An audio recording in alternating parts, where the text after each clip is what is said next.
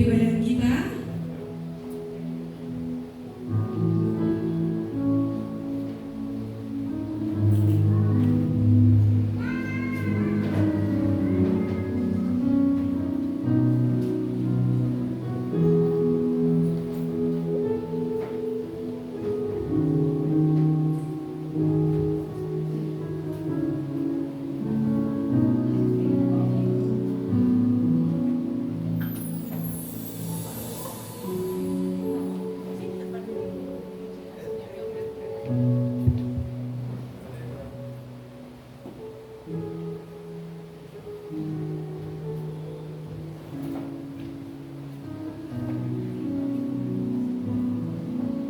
Semua sudah dalam tempatnya masing-masing. Aku mau sapa dulu kita sekali lagi. Shalom semuanya. Shalom misional. Ada sukacita hari ini? Katakan puji Tuhan luar biasa. Ada sukacita hari ini? Puji Tuhan luar biasa. Oke, boleh lihat kanan kirinya sekali lagi. Ada wajah-wajah baru nggak yang datang di minggu hari ini? Nanti kita saling sapa ya. Kita bersyukur bahwa Tuhan masih memberikan kesempatan bagi kita ada di tempat ini beribadah bersama-sama. Mari Amalina, saudara-saudari terkasih, kita siapkan hati dan pikiran kita. Kita buka hati kita menyembah, memuji Tuhan. Kita percaya bahwa kita ada hari ini itu semua karena kebaikan Tuhan, karena anugerah Tuhan. Bukan karena kuat hebat kita, bukan karena kemampuan kita. Tapi kita diberi kesempatan kepada Tuhan untuk datang hari ini. Untuk itu pakailah kesempatan ini untuk kita bisa beribadah. Mari kita angkat lagu pujian. Ku ada sebab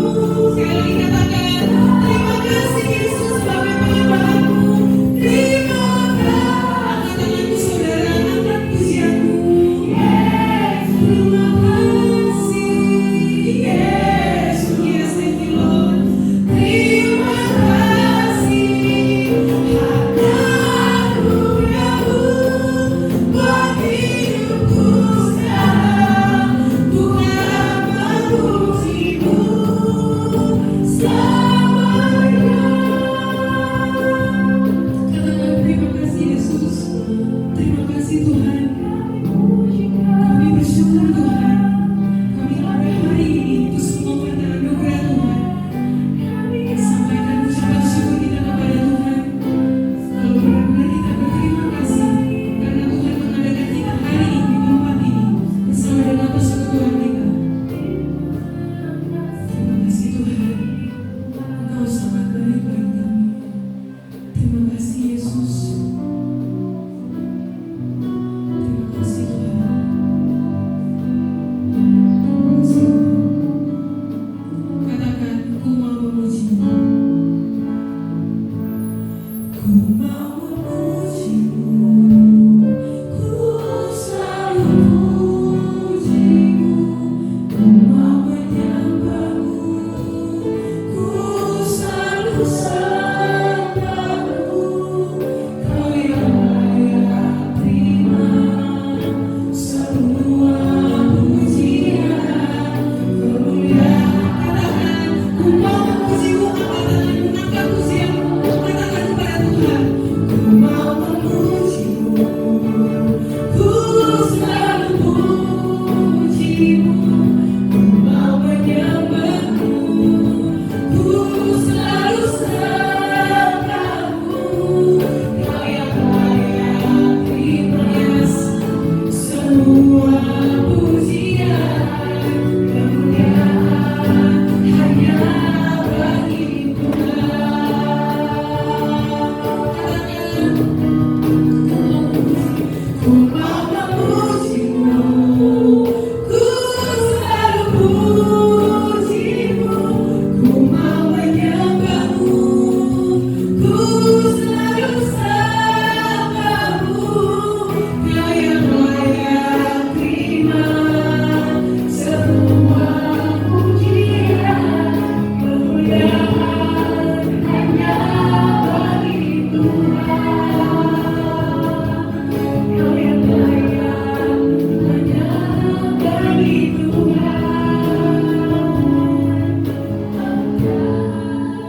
Hanya bagi Di dalam nama Allah Bapa dan nama anaknya Tuhan Yesus Kristus dan nama Roh Kudus yang menciptakan langit dan bumi, kasih karunia dan damai sejahtera menyertai kita sekalian. Amin. Mari kita sama-sama berdoa.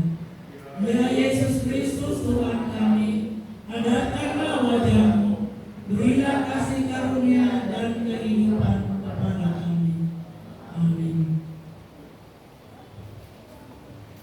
Jemaat Tuhan masih dipersilakan untuk bangkit berdiri. Siapa yang siap untuk memuji dan memuliakan nama Tuhan?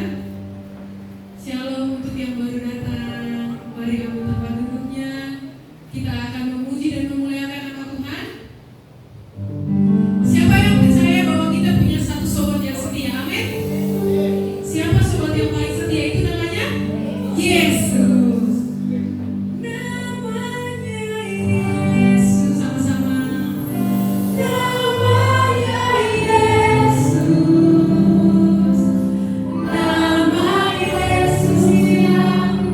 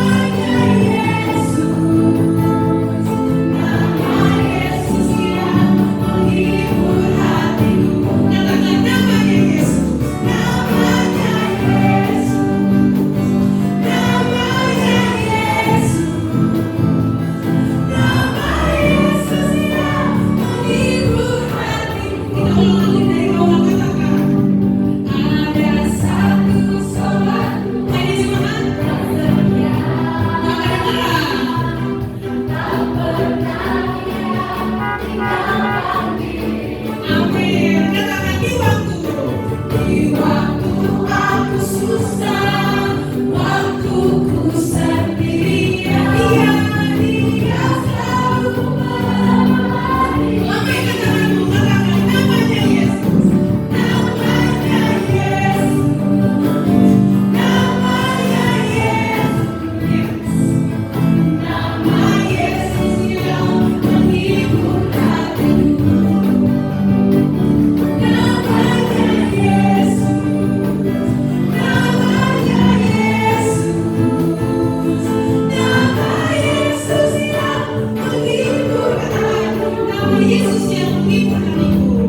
nama Yesus yang menghibur hatiku.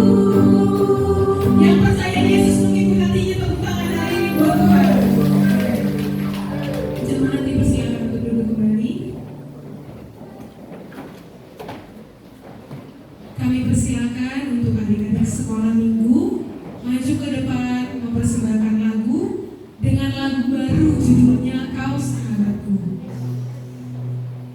Dan guru-guru sekolah minggu kami persilakan juga untuk maju bersama dengan adik-adik menemani adik-adik bernyanyi.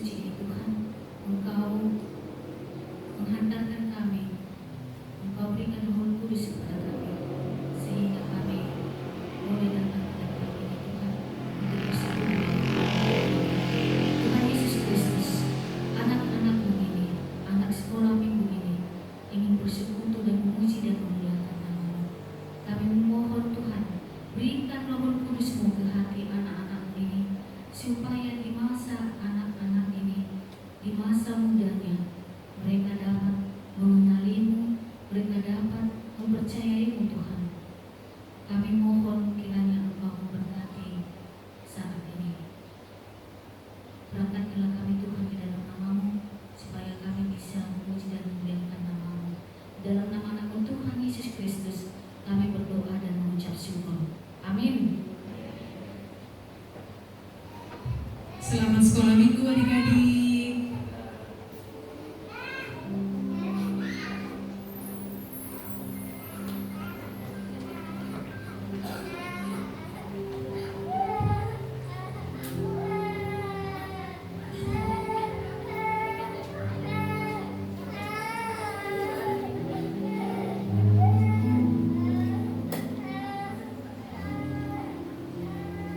Bagi yang menginang yang mau mempersembahkan pujian, kami memberikan waktu dan kesempatan.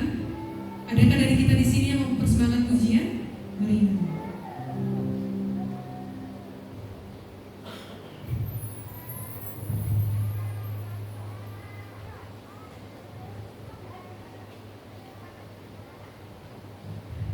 Shalom.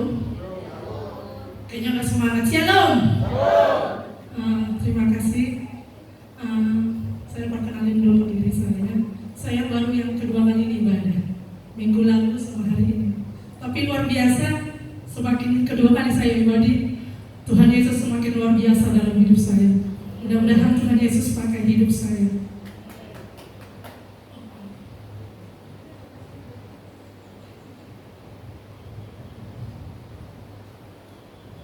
Hari ini saya mau persembahkan satu lagu pujian.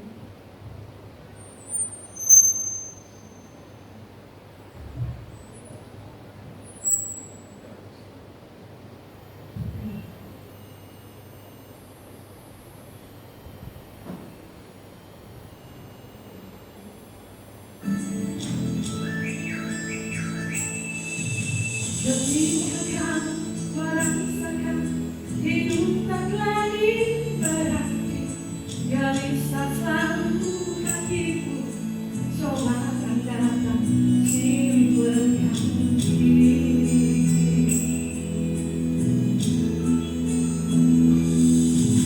Meski tiada seorang pun yang pedulikan hidupmu, jangan kau berputus asa, masih ada yang pedulikanmu.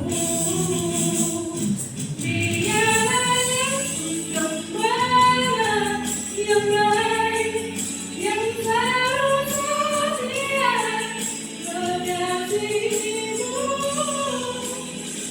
Dialah Yesus Gembala yang baik, yang selalu setia mengasihimu.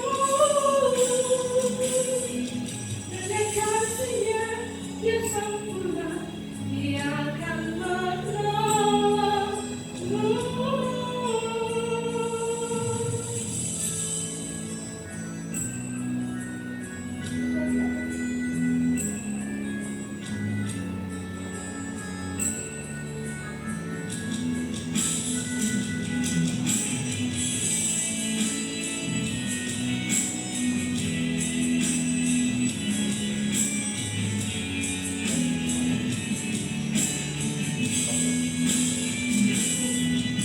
Ketika kau merasakan hidup tak lagi berarti, gelisah selalu hatimu, coba datang silih berganti.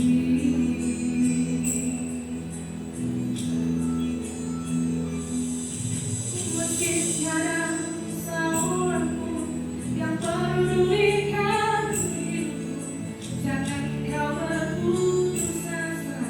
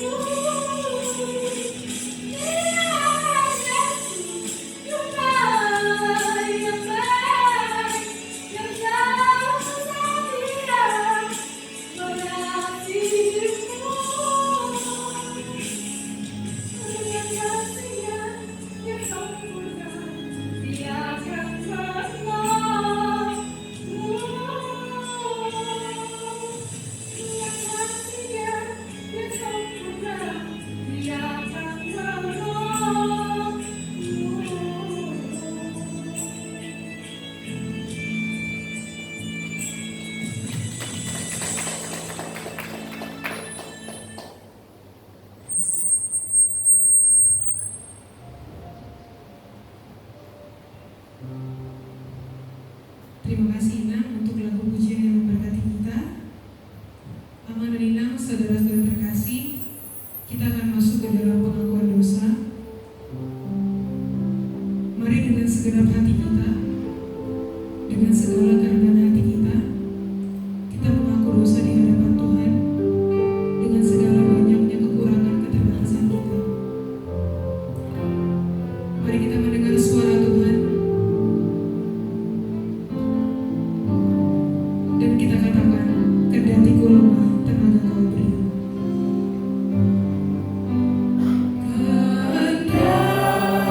Kendatiku lemah, tenaga Kau beri. Kau hapus aib dosaku, hidupku pun bersih. Aku datanglah Tuhan padamu, dalam darah-Mu kudus, suci, hati. Mari jemaat Tuhan kita bangkit berdiri. Kau buat meresap karya-Mu dalamku, kuasa dosa pun lenyap diganti rahmat-Mu. Aku datanglah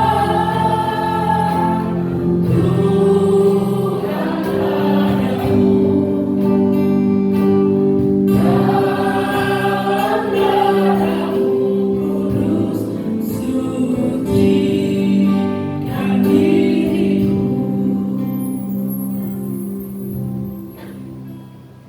Bapak Ibu saudaraku yang terkasih, saat ini kita akan mengaku dosa ataupun pelanggaran kita. Saat ini kita sedang berdiri di hadapan Tuhan. Mari kita menyelesaikan segala dosa pelanggaran kita atas perintah Allah.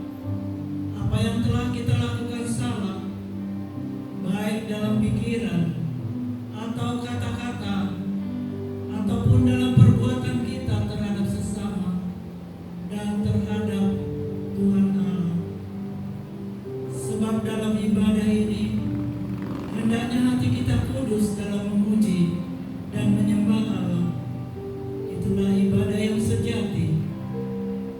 Dan jika kita mengaku dosa kita dan mengampuni sesama kita,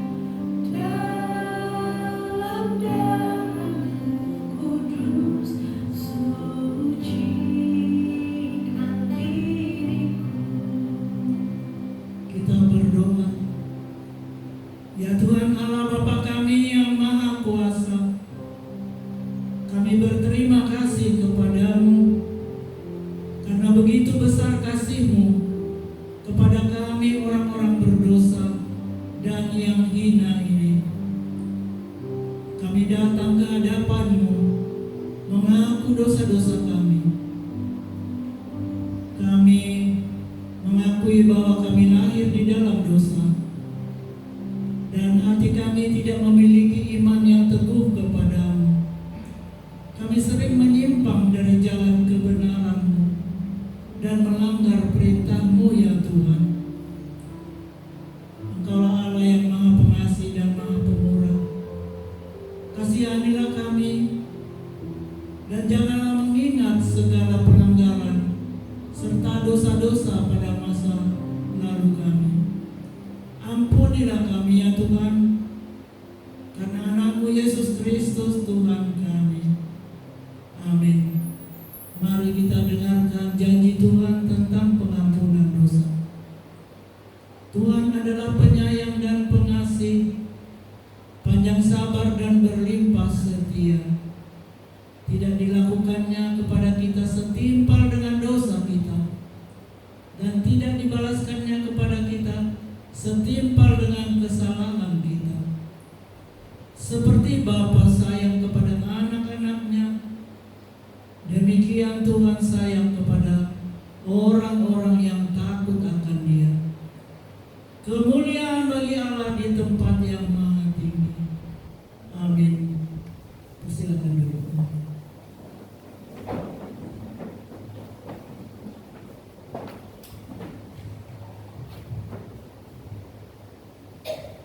Kita memberikan kesempatan untuk jemaat terkasih yang satu minggu ini merasa diberkati dan terpanggil untuk menyaksikan kebaikan Tuhan. Amin, pendeta langsung. Mari.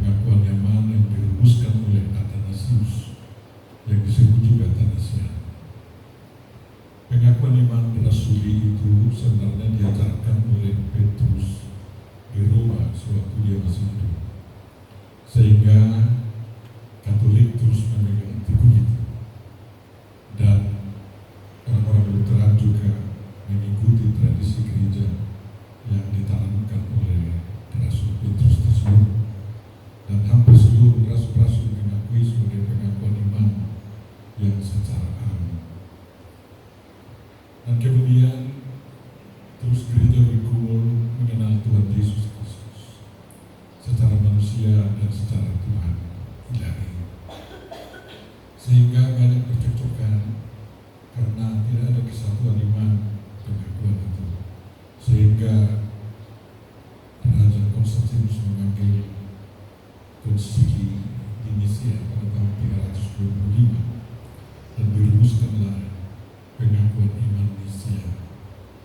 Lalu masih perlu disempurnakan karena Gereja Ortodoks juga menuntut penyempurnaan, sehingga diadakan konsili Nisia Konstantinopel penyempurnaan iman pengakuan iman itu, sehingga pengakuan iman Nisia Konstantinopel itu adalah pengakuan yang diakui atau diakukan oleh seluruh gereja, baik Katolik Roma di Barat maupun Katolik Roma di Timur yang dihubunginya Gereja Ortodoks Timur, ya, yang sekarang kita kenal di Rusia, di Timur Tengah yang ada di Indonesia, dan itu diikuti oleh Martin Luther juga.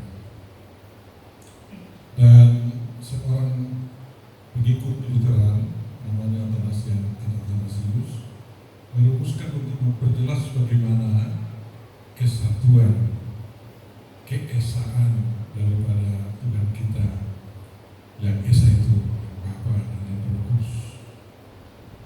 Kalau kita mengikuti ajaran Al-Quran, ya, kita dapat mengatakan begini sesuai dengan kesaksian Al-Quran, ya. La ilaha illallah, ya, wa Isa kalimatul Allah wa Ruh Allah. Jadi ada 3 dalam Al-Quran Tuhan kita yang Esa itu sebutkan, yang mereka selalu tidak membeberkannya, dan kita mengakui Yesus itu adalah firman yang menjadi manusia, dan bagi mereka Yesus itu atau Isa itu adalah kalimat Allah, firman Allah, ya.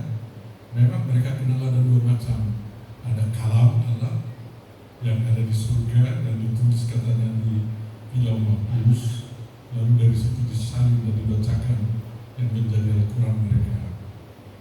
Dan tapi kalimat Allah adalah firman yang diucapkan oleh Tuhan, yang dipergunakan oleh Tuhan menciptakan langit dan bumi dan menjadikan segala sesuatu, dan mereka menyangkal kalimat Allah itu bekerja untuk menyelamatkan manusia. Dan Roh Allah selalu mereka akui juga bahwa Tuhan Yesus itu adalah Roh Allah, dan kita sama dalam hal ini sebenarnya. Jadi ada 2 hal itu. Tapi saya sayangkan mereka tidak mau menyaksikan demikian. Karena la ilaha illallah wa Muhammadur Rasulullah, ya.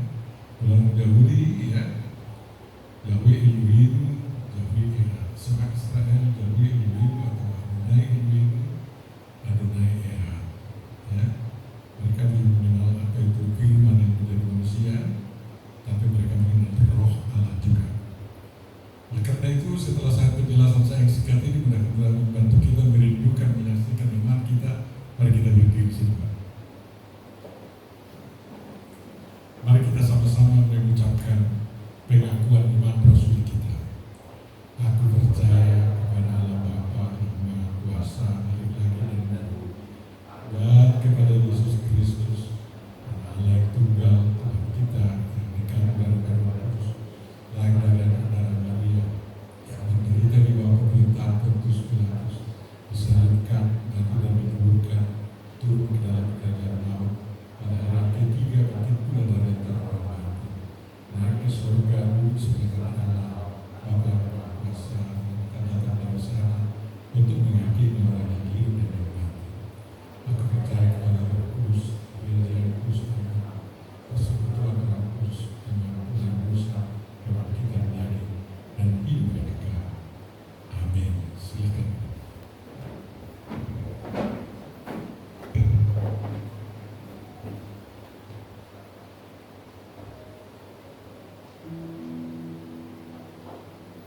Mari kita mendengarkan epistel yang akan dibacakan oleh Inang Sintua Guru Putra.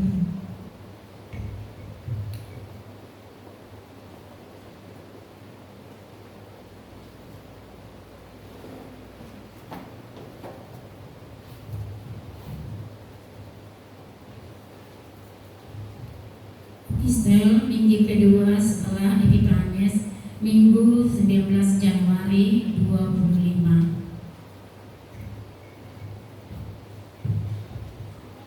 Perkawinan di Kana. Pada hari ketiga, tertulis dalam Yohanes 2 ayat 1 sampai 11. Demikian firman Tuhan. Pada hari ketiga ada perkawinan di Kana yang di Galilea, dan ibu Yesus ada di situ. Yesus dan murid-muridnya diundang juga ke perkawinan itu. Ketika mereka kekurangan anggur, ibu Yesus berkata kepadanya, "Mereka kehabisan anggur." Kata Yesus kepadanya, "Mau apakah engkau daripadaku, Ibu? Saatku belum tiba." Tetapi ibu Yesus berkata kepada pelayan-pelayan, "Apa yang dikatakan kepadamu, buatlah itu." Di situ ada 6 tempayan yang disimpan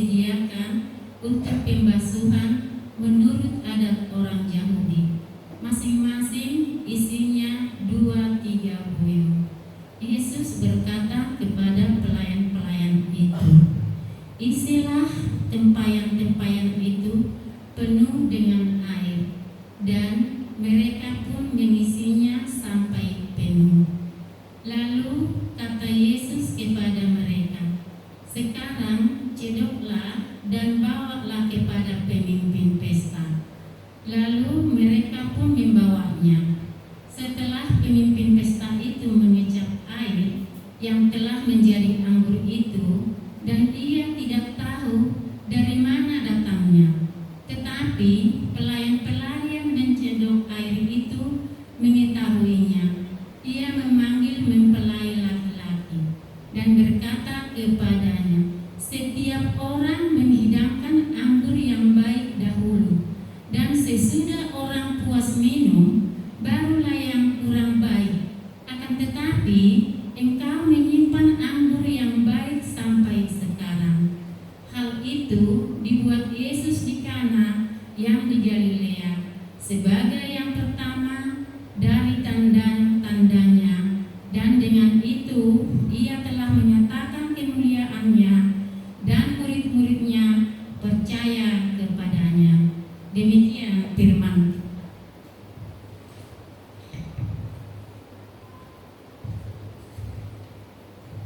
Mari kita berdoa.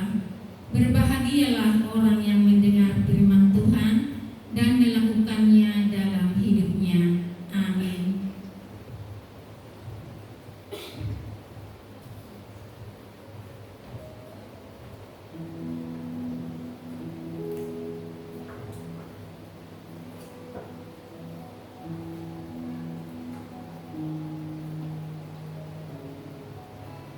Kita akan mendengarkan firman Tuhan. Mari dengan segenap hati kita bernyanyi, "Aku mengasihi Engkau Yesus dengan segenap hatiku."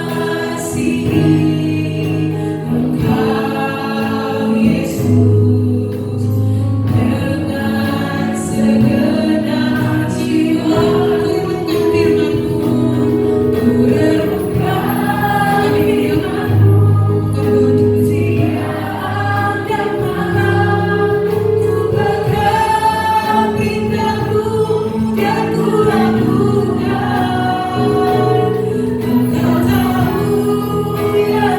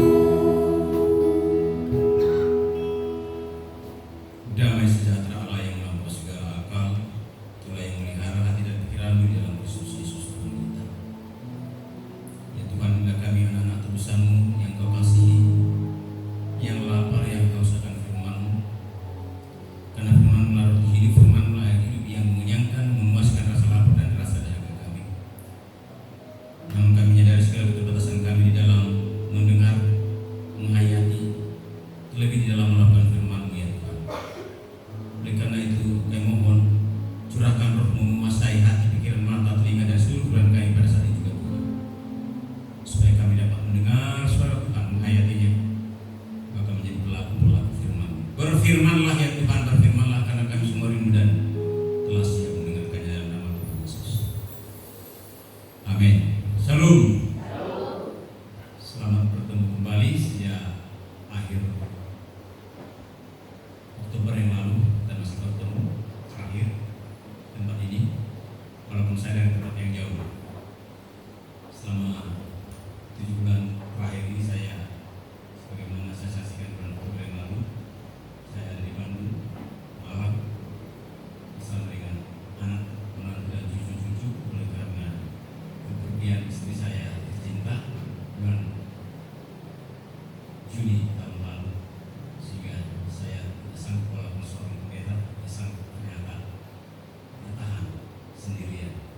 Saya salut kepada Pak Langsung, senior saya, beliau ini guru saya dan yang mendekatkan saya juga ke gereja-gereja di Sumatera Utara ketika beliau menjadi siku memenuhi siku Mukiado mantan itu tahun jam itu sepatah jam baru iya berita juga sama Rojo Sonari ya, istri saya juga bawa mobil, mama nggak tahu aku mau naik apa, aku mau jalan kaki, tak mau naik apa, pokoknya setengah jam lagi harus sampai di kantor di wilayah dari rumah saya di Selain sana sejak tujuh yang lain. Naik mobil sendiri pun sekebut-kebutnya paling kalau nggak ada macet paling setengah jam, kalau macet kira-kira 1 jam untuk 45 menit. Ngomong-ngomong lagi. Dan dia juga yang mendekatkan saya ke HKI. Walaupun sebenarnya saya ini ya muda saya ini HKI karena saya lahir di HKI, di Tabili ya, dibaptis di HKI, Madua di HKBP, dijadikan pendeta di KPA. Nah, ini ada nyonya pendeta Matondang Guru Siregar di sini. Ya, teman saya dosen junior saya, beliau itu. Dan tadi malam dia telepon saya, saya lihat ada yang beritahu sama saya bahwa album foto di KPI Misional. Bolehkah saya datang ke sana ibadah? Iya, silakan, dengan senang hati. Kita akan bisa puji Tuhan. Terima kasih yang langsung. Dan hal-hal seperti tadi itu sangat penting untuk dimengerti. Kadang-kadang itu terlupakan. Jangankan jemaat pendeta sintua pun kadang-kadang juga nggak mengerti sejarah pengakuan iman itu, sekali-sekali perlu dijelaskan. Mungkin perlu juga di seminar sekali-sekali mengenai pengajaran Lutheran. Ya, bagi ini dari alumni Lutheran seminari. Ya, jadi hari Sabtu yang lalu saya datang, Sabtu minggu lalu saya ke Medan, dan hari Minggu saya sempat khotbah di GMI pagi dan malam sore di HKBP PJS. Dan hari ini saya bisa, terima kasih pendeta, bisa dapat kesempatan walaupun harus kejar tadi jam 6 harus dari Medan, ya. Ternyata sekali-sekali dari Medan kemarin. Kalau dulu bisa 3 jam, sekarang tadi mungkin 1,5 jam udah nyampe. Ya kan di jalan tuh ternyata cuma 1 jam 5 menit, itu cuma lari-lari ya 100-120 kira-kira begitu lah ya. Ya, terima kasih pendeta ya kesempatan ini, karena besok pagi saya sudah berangkat, sudah terbang ke Bandung lagi. Mungkin ada waktu yang lain kita bisa lakukan itu berukuhan ya. Ya itu saya pendeta juga ini berukuhan. Ya, begitu aja di sini ada pendeta, ini segan juga di provinsi ini. Baik, kita akan membaca firman Tuhan dengan sudah diterbitkan. Enggak, kenapa anak-anak judulnya dulu di atas temanya.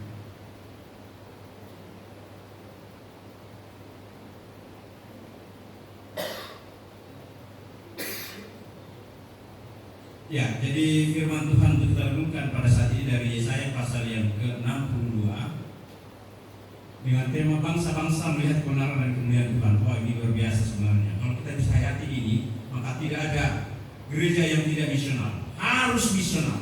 Walaupun tidak namanya gereja HKI misional seperti yang sekarang, harusnya gereja harus misional supaya memperkenalkan Tuhan, kebenaran dan kemuliaan Tuhan, ya, pada bangsa-bangsa. Mari kita baca sama-sama Yesaya 62 ayat 1 sampai 1, 2, 3 ya. Oleh karena Sion aku tidak dapat berdiam diri, dan oleh karena Yerusalem aku tidak akan tinggal tenang, sampai kebenarannya bersinar seperti cahaya dan keselamatannya menyala seperti sulu. Maka bangsa-bangsa akan melihat kebenaranmu, dan semua raja dan orang akan menyebut engkau dengan nama baru yang akan ditukar oleh Tuhan sendiri. Engkau akan menjadi mahkota keagungan di tanganmu. Kau tidak akan disebut lagi yang ditinggikan suami, dan negerimu tidak akan disebut lagi yang suci, tapi engkau akan dinamai yang berkenan kepadaku, dan negeri yang bersuami, sebab Tuhan telah berkenan kepadamu, dan negerimu akan bersuami. Sebab seperti seorang muda belia menjadi suami seorang anak darah, demikian dia yang membangun engkau dan menjadi suamimu, dan seperti girang hatinya seorang mempelai melihat pengantin perempuan, demikianlah Allahmu akan girang atasmu. Saudara, mari kita lihat imaji kembali. Bangsa-bangsa melihat kebenaran dan kemuliaan Tuhan. The nation see the truth and the glory of God. Pertanyaan, statement saya yang pertama, bahwa sejak awal bahwa Allah menghendaki bangsa-bangsa melihat, mengenal dan mengakui kuasa Tuhan, bahkan kebenaran dan kemuliaannya. Dari sejak awal itu sebenarnya. Jadi ketika Tuhan memilih satu keluarga yang bernama Abraham, tujuannya bukan hanya Abraham diberkati, bukan tujuan khusus Abraham saja yang akan diberkati. Itu hanya tujuan antara. Jadi Abraham, tinggalkan saudaramu, keluargamu, kampung halamanmu. Aku akan membuat kau menjadi bangsa yang besar. Aku akan memberkati engkau, akan membuat namamu masyhur. 3 waktu besar, diberkati, dan masyhur, terkenal. Tapi tidak berhenti di situ. Lihat ayat berikutnya katakan, dan engkau akan menjadi berkat, to be a blessing for all nations, akan menjadi berkat bagi bangsa-bangsa. Tujuannya melalui Abraham, melalui Abraham dan keturunannya, Tuhan mau memperkenalkan kekuasaan, kebenaran, dan kemuliaan Tuhan melalui praktek hidup, melalui praktek moralitas, melalui mukjizat yang Tuhan nyatakan dalam kehidupan orang Israel. Kita tahu bahwa Abraham memperanakan siapa? Ishak memperanakan Yakub. Kemudian Yakub mempunyai 12 anak. Dan kemudian Yakub diberi nama menjadi Israel, sehingga 12 suku ini, Ruben, Simeon, Lewi, Yuda, dan Asar, Sebulun, Yusuf, Benyamin. 12 suku ini menjadi Israel. Sehingga inilah yang kemudian mengemban tugas yang diembankan kepada opung mereka, itu Abraham. Apa? Menjadi berkat kepada bangsa-bangsa. Nah, itu sebabnya saya sering berteriak, berhentilah untuk terus merengek-rengek. Tuhan berkati saya, Tuhan berkati bangsa kami, Tuhan berkati keluarga saya, Tuhan berkati gereja saya, berkati usaha saya, pekerjaan saya. Sudah waktunya sekarang kita masuk kepada langkah yang kedua, the second blessing. Saya pakai istilah the first blessing, kita diberkati, Abraham diberkati. But the second blessing, berkat yang kedua bukan hanya kita yang berimanya. You have to be a blessing for all nations. Kita harus menjadi berkat, gereja harus menjadi berkat pada bangsa-bangsa. Oleh karena itu sekarang doa kita, permintaan kita Tuhan, Tuhan berkati saya, berkati gereja saya, sampai kapanpun kita terus berputar-putar dengan diri kita. Sekarang sudah waktunya Tuhan utus saya untuk menyatakan kebenaran, kekuasaan Tuhan supaya dikenal oleh bangsa-bangsa. Tutus HKI bukan hanya HKI misional. Yang tak misional pun namanya seharusnya ketika kita lihat ada satu statement bahwa gereja yang tidak misioner, gereja yang tidak misional sebenarnya tidak layak menyebut dirinya sebagai gereja. Amin. Berkali-kali Israel gagal menarik, gagal mengajak, gagal memperkenalkan kekuasaan dan kebenaran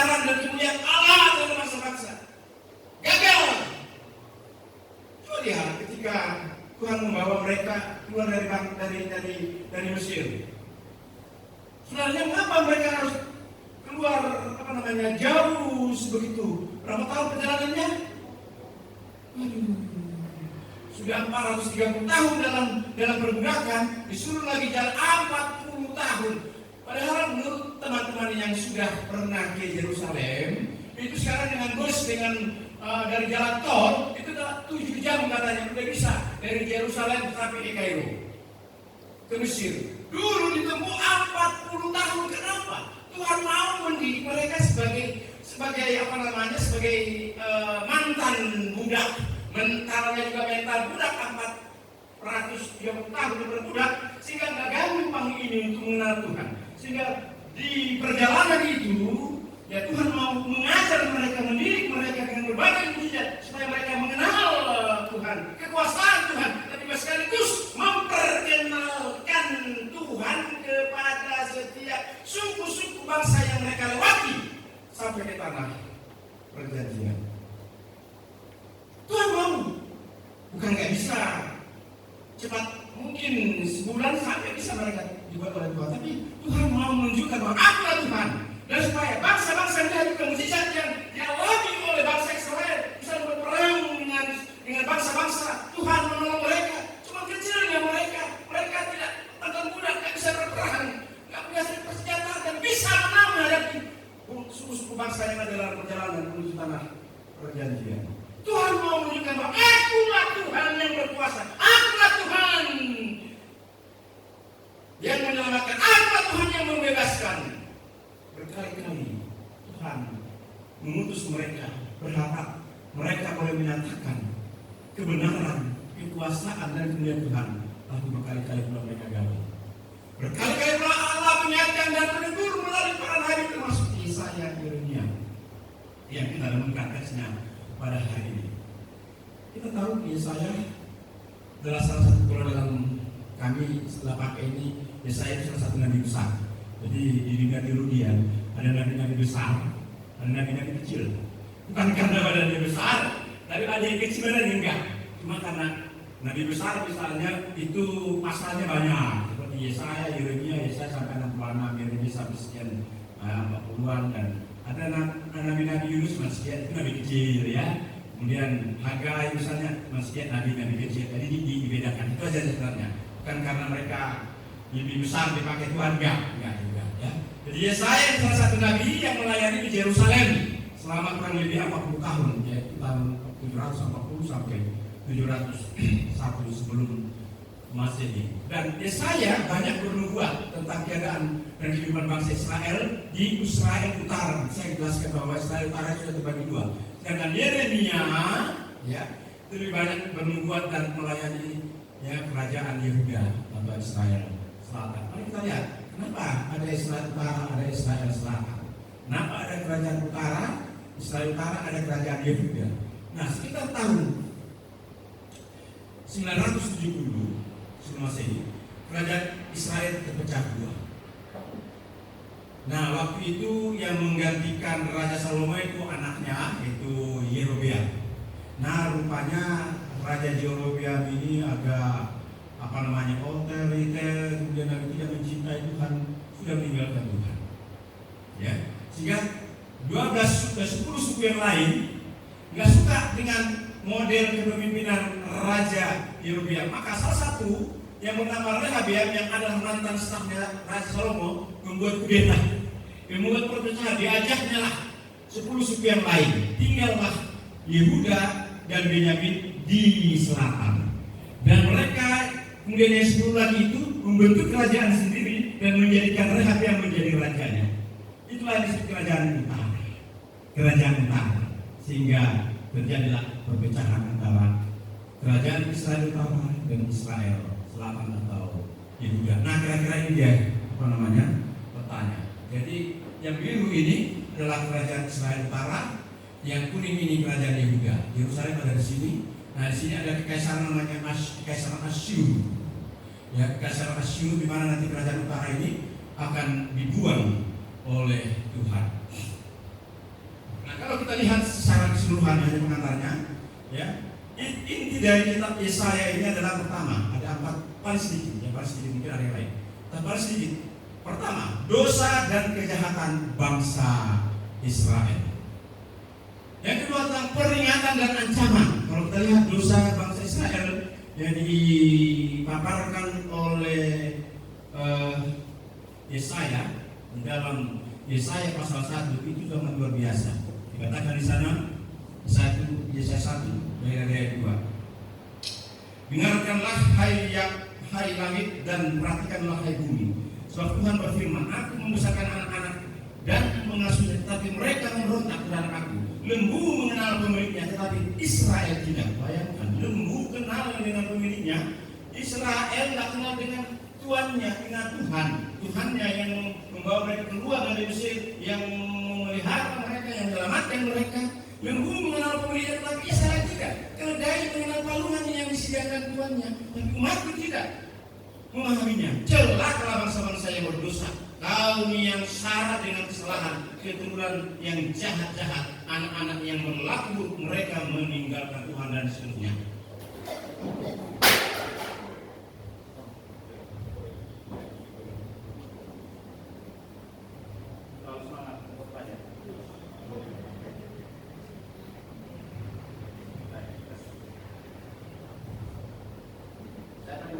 Tapi saya lihat terhalang nanti Anda di sana, maka saya di sini saja.